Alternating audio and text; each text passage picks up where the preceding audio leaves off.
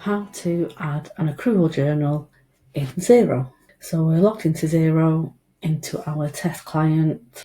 I'm looking at the trial balance for the last financial year, and as you can see here, we've got an accrual of £2,400. Now that accrual is for the year-end accountancy fees. The accountants put that in there at the year-end because they know they're going to send the client a bill for £2,400 to produce a company accounts and the corporation tax return relating to this financial year, but the invoice isn't going to go out to them until at least a few weeks, if not months, after the financial year end. But obviously that cost relates to this financial year, so they put a cost in accountancy for this, and that's why we've got the accrual there. Now, to do the monthly journal, this client wants to accrue for this monthly going forward. So we're looking at July's bookkeeping, and we're going to do our first accrual journal for the new financial year. So we go to accounting, annual journals, new journal, and we'll put a description in there, July 2024 accrual.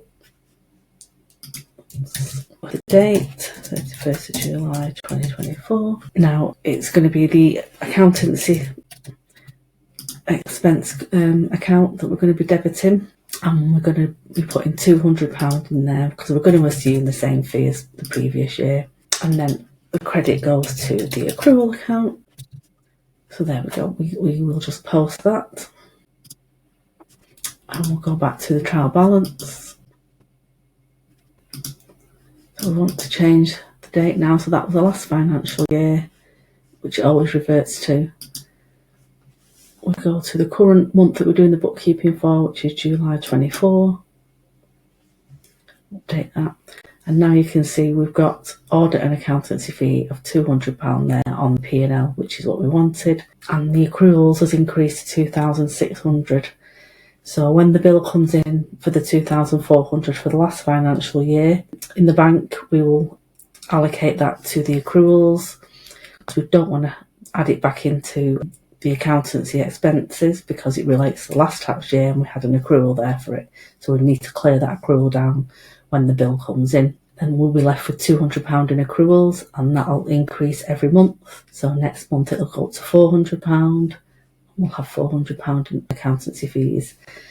By the time we get to the end of the financial year, again, we should be back up to the £2,400. And then the accountant might say, well, this year we're increasing our bill to £1,000, so we will just add an end of year journal for the £600 difference.